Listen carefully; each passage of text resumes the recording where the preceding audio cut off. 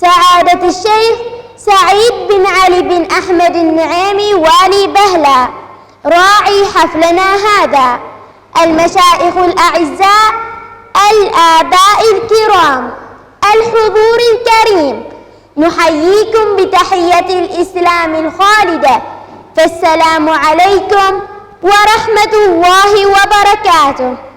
وخير ما نستفتح به روضتنا القرآنية المباركة آيات من الذكر الحكيم، تلاوة الفائزين في المسابقة: عبد الله بن سليمان بن سيف اليحيائي الفائز بالمركز الثاني في المستوى الخامس، سالم بن سعيد بن سالم آل ثاني الفائز بالمركز الأول في المستوى الثاني.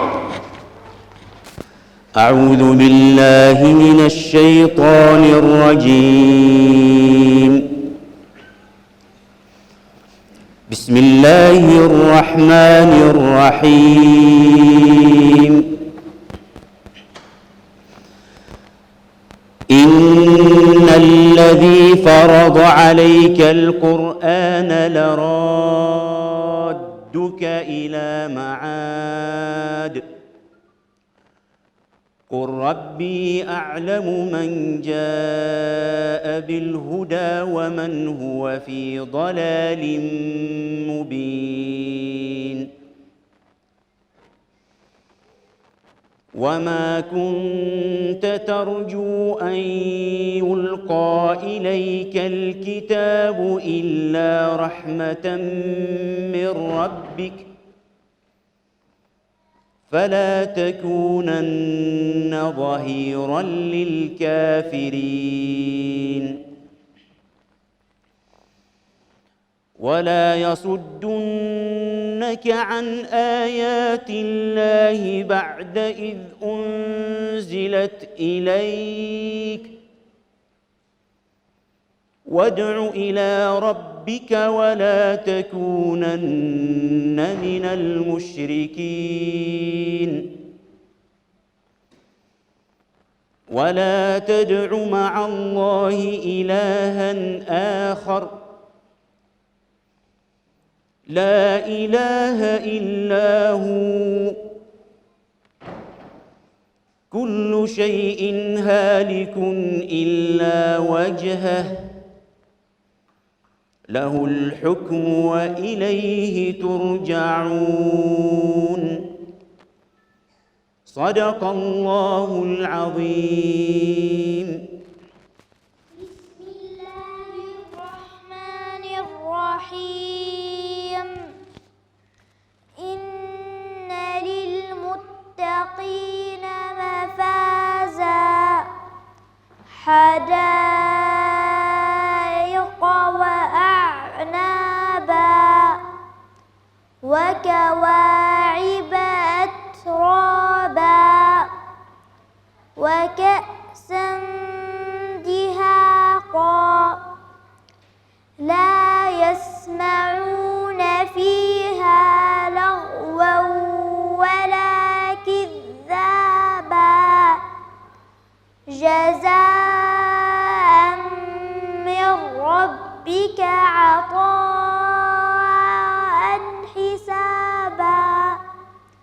رب السماوات والأرض وما بينهما الرحمن لا يملكون منه خطابا. يوم يقوم الروح والملائكة صفا لا يتكلمون إلا من أذن له الرحمن وقال صوابا. ذلك اليوم الحق فمن شاء اتخذ إلى ربه مآبا. إنا أنذرناكم عذابا قريبا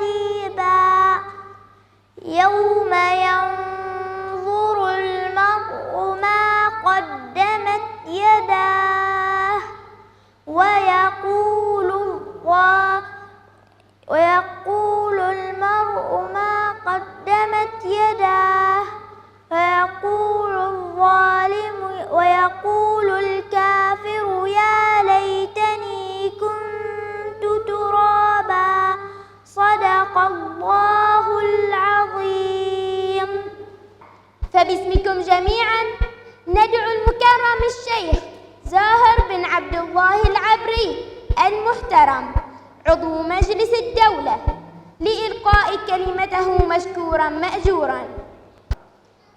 فما أعظم شأن العبد يتسنم من الفضل هامته ويبلغ من العز شأوه وقمته، يتجلى ذلك عندما ينساب الوحي إلى جنبات نفسه فيملأها إيمانا، ويشعشع النور في تلافيف وجدانه فيشرق في آفاق الأرض صلاحا وإحسانا، حتى يستحيل ذلكم العبد تجسيدا لحقيقة الربانية مصدرا ووسيلة وغاية، ليكون هذا العالم المشهود ميدانا يختال فيه الحق اتضاحا ويتوارى من جنباته الباطل افتضاحا. ذلكم لأن ذلك الكتاب الذي جاء وحيا من عند الله إنما هو هدى للمتقين، وجاء من عند الله رحمة وبشرى للمحسنين، وجاء رحمة وهدى وبشرى للمسلمين.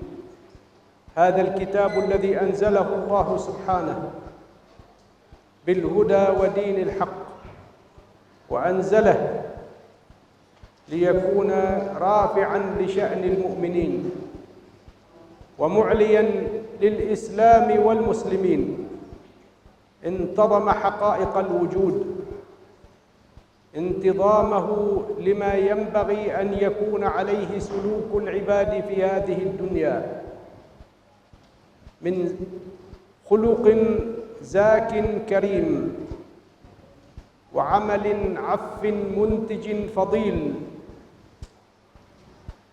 يضخ في جنبات الدنيا ما يجعل العباد يستشعرون طعم السعادة ويتطلعون إلى ما عند الله سبحانه وتعالى في الدار الآخرة من النعيم المقيم. هذا القرآن العظيم عندما يرزق العبد أن يحفظه في تلافيف عقله وأن يملأ به ذهنه وفكره وأن يسيطر على مشاعره، إنما يكون حرياً بأن تدرج النبوة بين جنبات نفسه من غير أن يوحى إليه، فأعظم به شرفاً وأكرم بها منزله. كيف وصلاح هذا العالم لا يصنعه إلا فئة مختارة تنبري من أوساط العالمين. بارك الله في هذه الجهود الطيبة وجزى الله القائمين عليها خيرا وجعلها خالصة لوجهه الكريم ليتقبلها منهم بقبول حسن. وبارك الله في الأبناء والبنات الذين يسعون في هذا الخير العظيم، والشكر والدعاء يوصل إلى الأولياء الأمور من الآباء والأمهات الذين يحرصون على أن يتربى أولادهم من البنين والبنات هذه التربية الإيمانية. وهذا ليس بغريب على هذه الأرض الطيبة التي ارتضت الإسلام دينا فكانت له حصنا منيعا وقلعة شماء، فيها أمة تحرص الحرص كاملا على أن تنشر هذا الدين بمبادئه الرحيمة وخصائصه الرحمة والعدل والإحسان بعيدا عن التشنجات، فإن هذا الرسول الكريم لم يبعث إلا رحمة للعالمين. وشكرا لكم سعادة الشيخ الوالي بهل المحترم ولكم أيها المشايخ والإخوة والأخوات والأبناء والأبنات، وجزاكم الله خيرا وبارك الله فيكم جميعا. السلام عليكم ورحمة الله وبركاته. ومع العرض المرئي لمسابقة حفظ القرآن الكريم وتلاوته، والتي أقيمت في مدرسة حي السعد. شيخي علمني القرآن لأعطر منه الأكوان، وأرتله وأجوده وأروي منه ظمآنا. بتلاوته روحي تسمو، بتدبره عقلي ينمو. بتلاوته روحي تسمو، بتدبره. أعز استثمار وأنفس ادخار هو التجارة مع الله. ومن صور التجارة ما نراه من الاستثمار في مدارس القرآن الكريم. هذا الاستثمار يكون على شكل استثمار وتبرع بالمال، واستثمار بتعليم الأولاد، واستثمار في الدعوة والتحفيز. وهذا ما نراه من جهود هؤلاء الشباب من أبناء هذا المجتمع الرائع.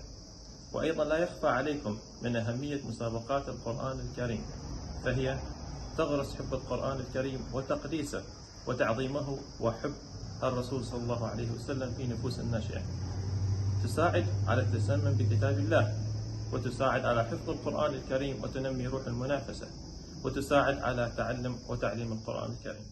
صار سعيدا صرت به حقا إنسانا. شيخي علمني القرآن لأعطر منه الأكوان، وأرتله وأجوده. بسم الله الرحمن الرحيم. في بداية هذه المسابقات تعمل نوع من التحفيز، تساعد الأطفال على حفظ القرآن الكريم. كذلك هذه المسابقات تقوم بإعادة مراجعة جميع الصور التي أخذوها في المدارس، وكذلك تساعدهم على أخذ الصور التي سيدرسونها إن شاء الله في القادم. كل الشكر والتقدير للمنظمين والقائمين على هذه المسابقات، ونتمنى لهم التوفيق بإذن الله تعالى. شيخي علمني القرآن لأعطر منه الأكوان، الفائدة التي ننجيها من مسابقة حي السعد لتحفيظ القرآن الكريم: حب التنافس بين الكبار والصغار نساء ورجالا، حيث يتسابقون في حفظ كتاب الله تعالى، فهو يزيدني فهما وعلما وبركة في الوقت. وأشجع أصدقائي الأطفال بأن يبادروا في مشاركة في مثل هذه المسابقات. وشكرا لمن كان له الفضل في إعداد هذه المسابقات. علمني القرآن لأعطر منه الأكوان.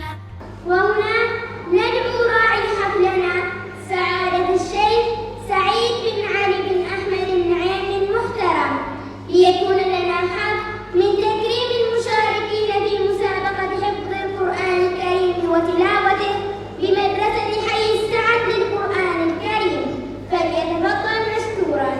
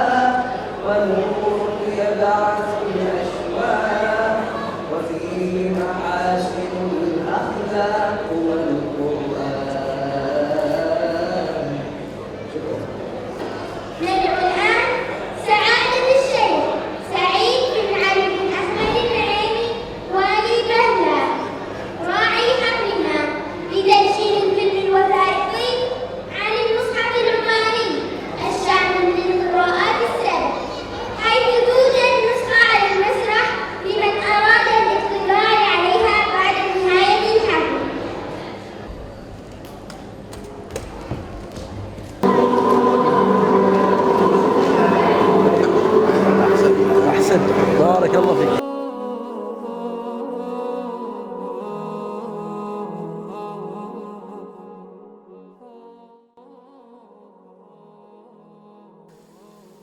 مخطوط القرآن الكريم الأقدم في التاريخ العماني من حيث شموليته للقراءات السبع المشهورة. خطه بيده عبد الله بن بشير بن مسعود بن سعيد بن عمر العوامري الحضرمي الصحاري من علماء القرن الثاني عشر الهجري. وقد أرخ الخطاط تاريخ فراغه من كتابة المصحف سنة 1157 لهجرة المصطفى عليه أفضل الصلاة والتسليم. امتاز هذا المصحف الشريف الذي عني فيه الكاتب بالخط العربي الواضح والجميل بعدد من التوضيحات التي ضمنها في الرسم القرآني وهوامش المصحف. فقد استعمل في كتابته لونين أساسيين: الأسود، وقد خصه للآيات القرآنية برواية حفص عن عاصم بن أبي النجود، ولعلامات الضبط الإعرابي والتشكيل. أما اللون الأحمر فقد جعله خاصا بعلامات الوقف، وما اختلف فيه القراء عن رواية حفص من القراء الستة الآخرين. أما ما يتفق فيه القراء مع رواية حفص فيكون باللون الأسود، وما اختلف يشير له في الهامش بجانب السطر الذي وقع فيه الاختلاف، ويشرح طريقة النطق عند كل راو اختلف مع رواية حفص.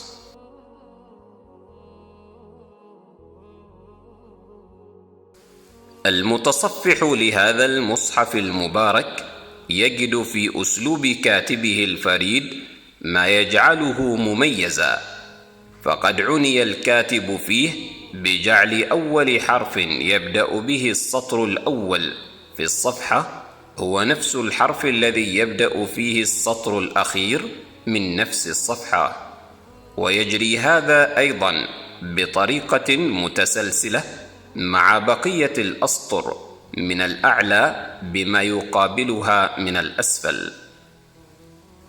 كما يلحظ على أسلوب الكاتب عدم تضمين الأرقام للآيات داخل السورة، فيكتفي بذكر عدد الآيات بجانب اسم السورة عند بدايتها، كما يشير إلى مكان النزول لكل سورة مكية أم مدنية. كما اهتم الكاتب بذكر روايات نبوية شريفة في فضل سور القرآن الكريم، كما أنه أورد في نهاية المصحف تفاصيل تتعلق بما يقع فيه العامة من اللحن، وإحصاءات عددية تتعلق بالآيات والكلمات والحروف، وعن الوقف على الميمات اللوازم، وأدعية مستحبة، ودعاء ختم القرآن الكريم. ثم أرخ في نهاية المصحف تاريخ انتهائه من الكتابة.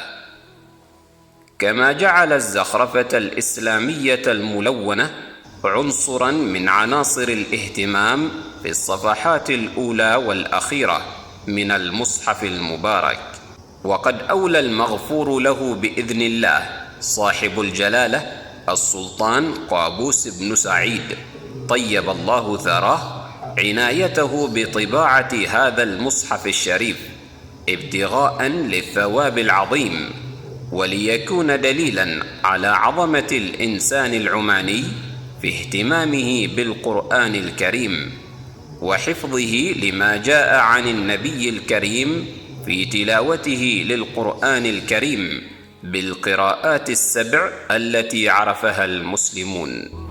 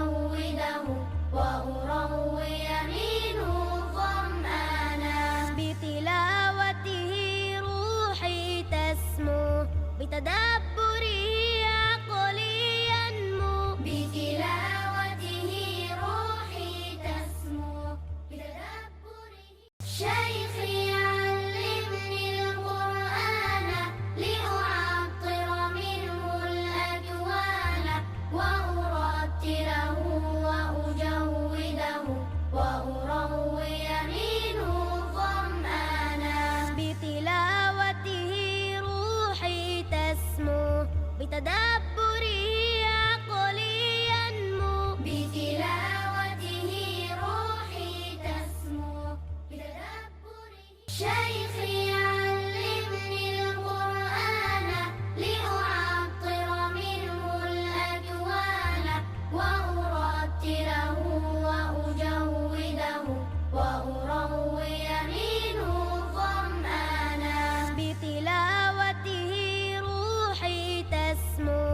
تدبر